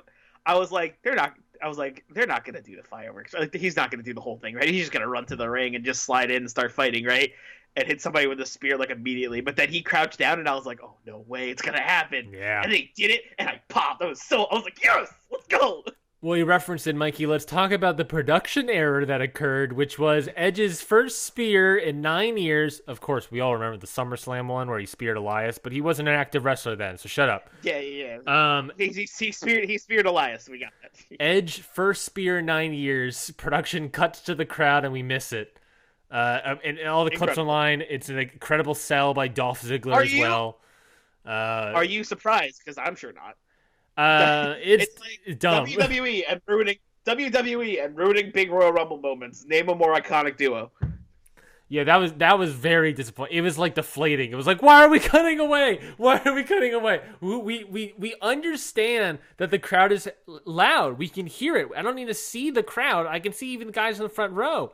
I can hear how excited they are. Let me see the man wrestle. I want to see Edge, Yeah, that's the person I want to see. It did a disservice to your audience. It brings me back to AJ Styles arriving in the Rumble at number 3 in 2016, where we're just staying on Roman Reigns. We're missing Styles make the turn. We're missing the words phenomenal on the Jumbotron.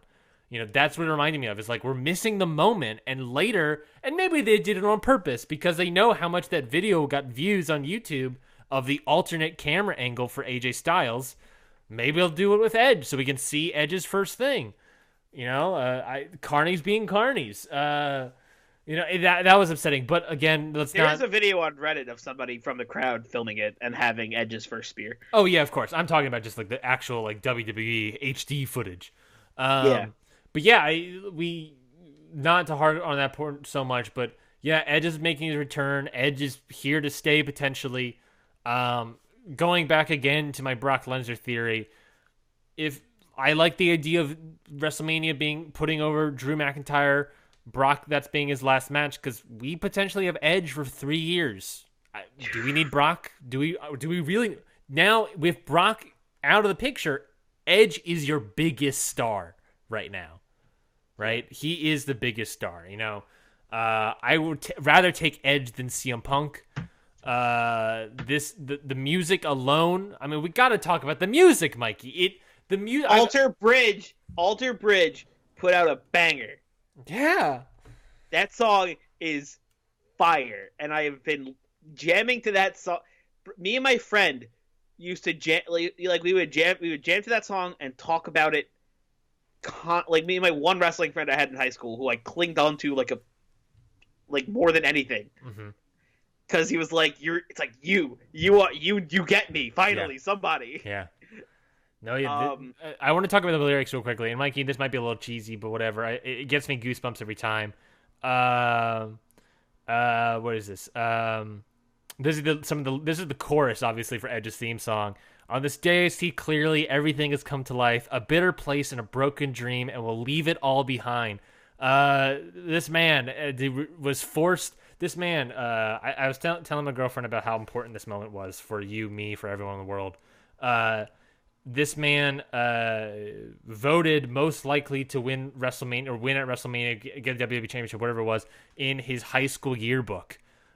People knew how much he loved WWE, knew how much he wanted to be in this business, gets in this business, gets his shot in the door, goes on to have an amazing career, wins the World Heavyweight Championship, wins the main event of WrestleMania, lives those moments, and then later, as going out on top. Remember, Mikey, when he retired, when he had that triple bypass, whatever this neck surgery thing, he was World Heavyweight Champion. He went out it was literally his last match was WrestleMania, where he wins the World Heavyweight Championship. and then Edge, and then he's out. He reaches his dream, and then it's cut off, where he no longer does it. So yeah, broken dream indeed. We'll leave it all behind on this day. It's real to me. Everything has come to life, and this is the part that hurts me the most. That I love so much. Another chance to chase a dream. Another chance to feel alive. That was amazing. That part of the song alone, just his entrance music feels right. And it sums up completely his journey from reaching his dream, having it taken away from him for 9 years, and coming back to live it again. It was what a moment. Next up, 22, King Corbin. Makes his entrance in the Rumble, and at this point, Mikey, to be fair, honestly, I'm fine. Perfect. The perfect time to throw in King Corbin because I'm so hyped on Edge, I don't care. Then Matt Riddle comes in, and he lasts 41 seconds because King Corbin throws him out. Fucking cowards. What do you mean coward? Oh, to have Matt Riddle and Brock Lesnar? They didn't bring in Matt Riddle until Brock Lesnar was eliminated. Fucking cowards. There was a report. Anyways. There was a report by Pro Wrestling Sheet that stated that Brock and Matt Riddle got a little bit in a backstage altercation. I read the article and it seems very sketchy. Like it doesn't go into any detail. Do they actually not like each other? Like for real? Matt Riddle said before that he's like, I don't think Brock even knows who I am. Of course, at SummerSlam of last year, Goldberg and Matt Riddle got in a backstage altercation, which by backstage altercation, you can watch it on, I think, the SummerSlam 24 documentary thing. You can actually see them talk to each other. There's video of it online, and you can video of the altercation. I don't know. I think it's just maybe leading to something. You know, we talk about like, oh my God, I just had the idea. I talked about Brock, maybe him having his retirement party. What if they're just using this as a way to build up a match between Brock and Matt Riddle? Matt Riddle retires Brock Lesnar, baby. I don't know. Hell yeah. Anyways, I'm into that, though. Matt Riddle's out. King Corbin gets a little heat of eliminating Matt Riddle. Luke Gallows comes out, help out Styles and Anderson. Oh, it should be said at this point. I think at this point in the match. Yes, it is at this point in this match because... let's talk about this. So during Edge's entrance, Edge is doing a bunch of spears. Edge spears AJ Styles. AJ Styles lands on his shoulder. I believe, if I'm not mistaken, separates his shoulder. Gets an injury.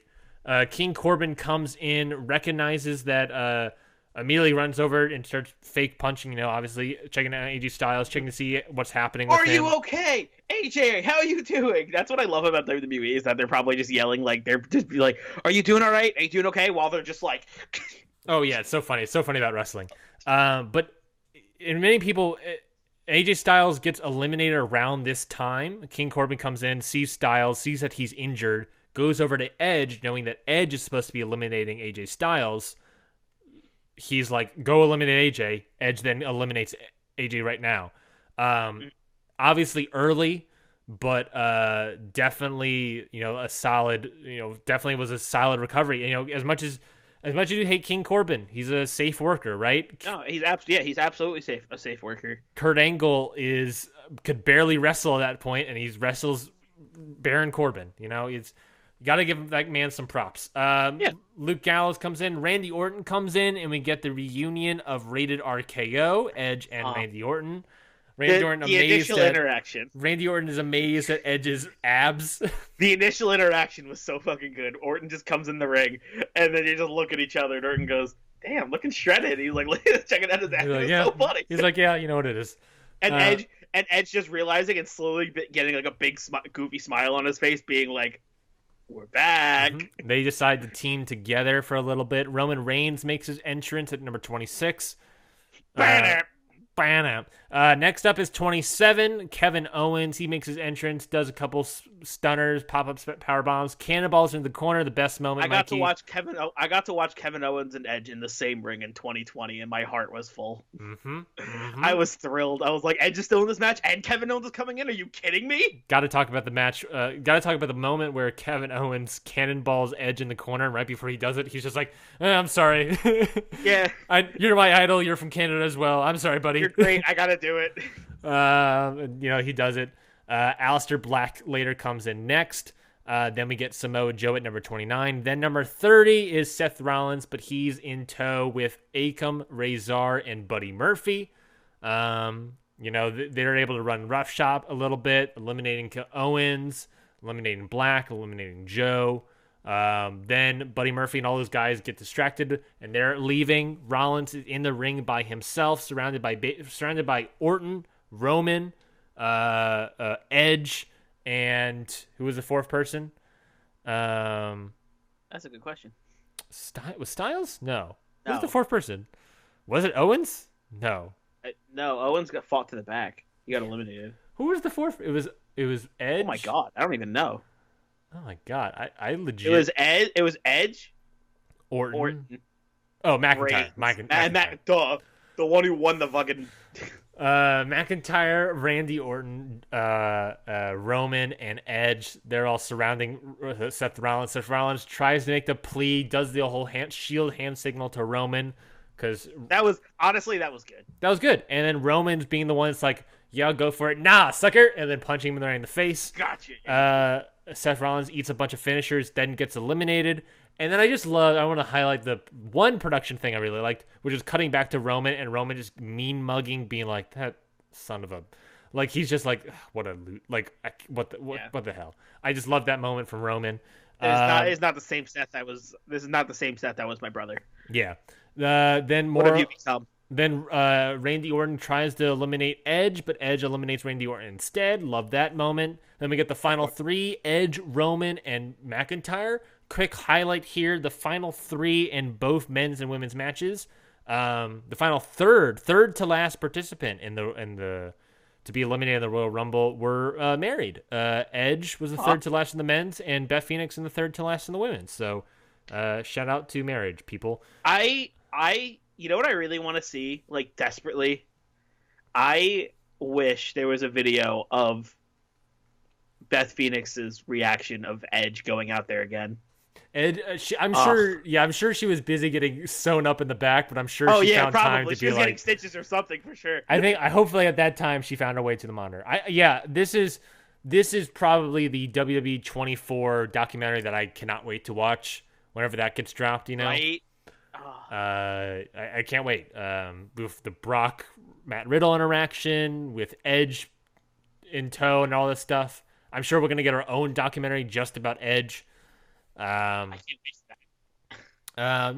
Edge gets eliminated. Mikey, what are some dream matches for you with Edge? Right now off the bat, dream match for me, Edge versus Daniel Bryan. Obvious connection between the two with their injuries and redemptions. Any dream matches for you? I just want to see Edge in action again, man. I'm just so excited that he's back. That I have it like my dream has come true already. Like, there is no dream match. Like, any match Edge is in is a dream match for me these days. If I could pick one for you, it's probably Kevin Owens. Probably, yeah. But it's true. Like, literally any match Edge wrestles in from here on out is going to be a dream match, because it's just a dream come true that he's even back in the first place. That's true. That's completely true. The final two, Roman Reigns, Drew McIntyre. Roman Reigns gets eliminated, and then McIntyre wins it. The man who came in was told he is the what was the term that was Vince applied to Drew McIntyre? He was like the chosen. I think it was like the chosen one or something like that. He was the chosen one by Vince McMahon himself. I remember watching SmackDown and Vince McMahon coming out and being like, "This is the chosen one. This is my and it was guy." True. And Drew McIntyre, he stays in the company for however many years. He leaves to reinvent himself. Comes back ginormous. Goes to NXT, wins the championship. Goes up to the main roster, wins the tag titles. He put in so much fucking work. Kind of shuffled around for however long. Never receiving a WWE Universal title shot in all of his years of WWE. Finally, he gets the Royal Rumble victory and goes on, and he can face whoever he wants. We have a feeling it's probably going to be Drew McIntyre, Brock Lesnar, WrestleMania for the WWE Championship. Either way, I'm into it. We got because it's either going to be Drew McIntyre versus Brock Lesnar or Drew McIntyre versus The Fiend. And either way, that's fucking dope. Yeah, but we all know where the money is. Oh. We all know where that money is. I mean, yeah, obviously, give me Drew Brock any day of the week. But I'm saying either way it goes, it's going to be a cool match. Yeah, no, I'm excited. I'm salivating over Drew Brock though. Yeah. Mikey, I'll talk about it. I gave this, and I rarely do it, and you know how much I rarely do this. I gave this men's Royal Rumble, a 5 meatball. Honestly, I think I'm gonna have to agree with you there. It was interesting. It started out had a completely different way to start the match, even if I didn't like some of the choices they made. Yeah, that's true. Even if you didn't like it, it was at least very much refreshing. Exactly. That's exactly how I felt. I wasn't bored. I was like, okay, this is nice and new. I'm into this. Like I was that like sure some of the choices made me angry, but like I was still into it. I was like, okay, all right, I like this. It all made sense. Like even like it was like also matches that were like, you know, the people that made me upset, like Morrison and Cesaro, and them getting eliminated. It was still like, oh, I want to see them interact because that's just, you know, interesting to see. You know, even if it was for 18 seconds or whatever. But yeah, I thought top down, I thought the first half, second half, this Rumble was just extraordinary. I loved watching it. I was nonstop eyes glued to the television all like, hour of it. Like if you think about it, we got MVP. We got like MVP came back. That was sick. Edge came back. Obviously sick. Drew McIntyre eliminating Brock Lesnar. Super sick. Like there was so many just like moments where it was just like this fucking rules. I also vaguely remember reading a rumor going around that MVP has a couple of dates with WWE continuing. Like MVP might be like a returning back. I cannot confirm that obviously right now, but yeah, let me see. Backstage news on MVP's WWE status. Yeah, let me look that up real quick, Mikey. But yeah, like you said, thoughts. Any other additional thoughts on the Royal Rumble? Yeah, I love it. I loved it. I was super into this the whole pay-per-view. I thought was really good, really strong. Like I said, top 3 moments. It was like Edge, number 1, duh. Yeah. Drew McIntyre. I'm just gonna put eliminating Brock and winning the Royal Rumble in one thing because it's just Drew McIntyre going over finally. Yeah, that was you made a star. Exactly. We saw a star being made. Drew McIntyre finally got the rub. Finally got a big push. And number 3 was Otis saving Mandy. That was just so funny. According to Wrestling Observer, MVP is sticking around to make a few appearances for WWE. Very much short period of time, nothing long term. You know, maybe we're gonna get some sort of super group between MVP, John Morrison, Sheamus to have a real, 2000 or late 2000s faction. Love it. Can't wait. Yeah, so we'll see what happens there. It's exciting, man. This was I thought for the most part I was fairly bored. There were some fine to good matches in the first half. Asuka Becky Lynch was pretty good, pretty great. But ended with a killer match. It was great. Such a highlight from a sad, emotional day. It made me forget everything about yesterday. It was just like, yep, this was awesome. Edge returned was just that pop alone that just made me feel good. And I think it made wrestling fans around the globe, wrestling basketball fans around the globe feel good, right? That was a moment that I was like, I don't mean to do it on a down note or anything, but Edge's return made me forget about the day, and it was just it got me hyped, it got me pumped. I felt great. I felt great watching it, and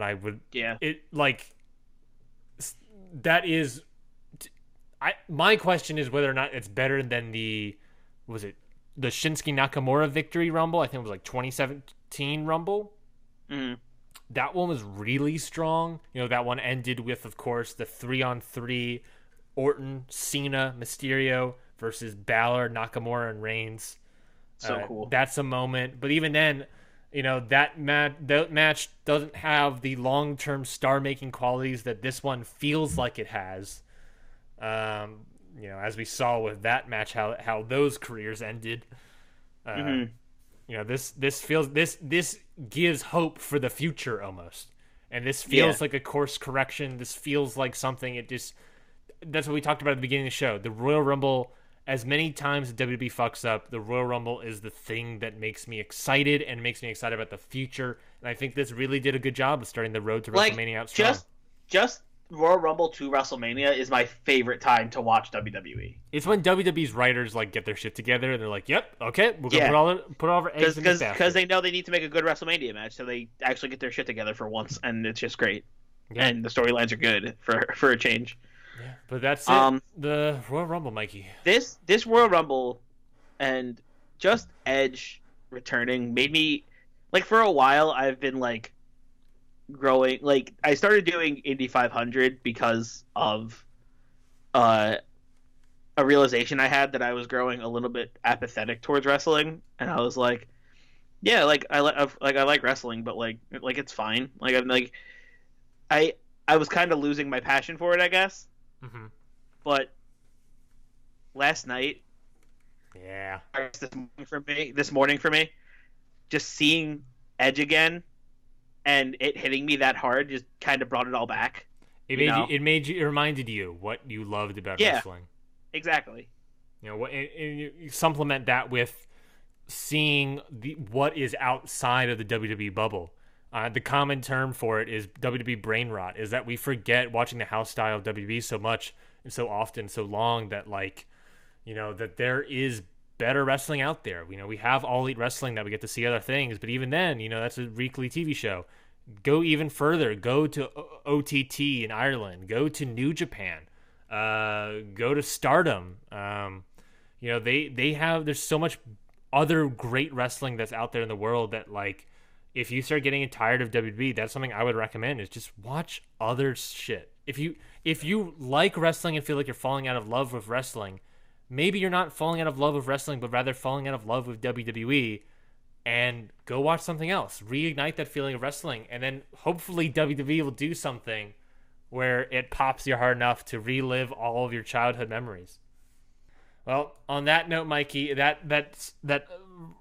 emotional moment, Mikey. If you go out there, everybody, definitely go watch the Royal Rumble. At the very least, this is a must-watch. Watch the men's Royal Rumble. Must watch. Gotta do it. Mikey. Ryan, if we're using baseball terms, it was a home run. It was a foul ball. That's my favorite bit. Is just fake it. Oh my god, I love it. Yeah, it was a home run. It was a home run, baby. Yeah, thank you everybody for listening to this episode of reviewing Royal Rumble and Worlds Collide. Definitely go watch the men's Royal Rumble as soon as you get it. If you want more information from us, you can follow us at Hit the Books Pod on Twitter. You can also subscribe to this podcast feed that you're listening to, whether it be on YouTube or whatever. You can go search up Hit the Books on iTunes and go subscribe today. That way you can listen to more reviews eventually. Eventually when we get that WrestleMania around the corner, we'll do another review. Of course, we have our flagship show, Hit the Books, where Mikey and I, we already sort of talked about it. Mikey and I sit down every week and we book our own version, fantasy book our own version of SmackDown every single week. All the promos, matches, match results, all happen every single week, every single Friday. You can catch that on your podcast feed of your choice. And also every Saturday, Mikey, you talked about Mikey's Indy 500. Let's give that plug. What's it about? So Mikey's Indy 500 is, like I kind of said a little bit earlier, me trying to branch out from WWE a little bit, because I realized that I fell into this bubble, and I wanted to experience wrestling for more than just what WWE is. So I've decided that in the year 2020, I will be watching 500 independent wrestling matches and doing a review of them, about 10 a week. And I post that every Saturday, so tune in. And if you have any match suggestions for me, please tweet at us, at me, or at whoever, at Hit the Books Pod on Twitter, using the hashtag HTB500 with your match suggestion of an independent wrestling match that I should watch and review. And if you have any math suggestions, you can also tweet that at hashtag HTB math, MATH, of course. Whether it be multiplication, addition, subtraction, division, we'll do it all here, folks. You always tweet at us, again, at Hit the Books Pod, and leave a review. Why don't you? We would greatly appreciate it if you go to iTunes, leave a review. it would help us out immensely. It just takes no time of day at all, like 3 minutes maybe. Leaving a review, we would definitely appreciate it. Tell us how much you love. Tell us how much you love. Tell the world how much you love the show. It just makes us feel good, I guess. Thank you everybody for listening to this review. Not much more to say, Mikey. Right? I feel like we pretty much summed it up pretty well here. I think we said everything we had to say. Well then, until this Friday, I guess. Until the next episode we come around. For Mikey, I've been Ryan. Have a nice day, everybody.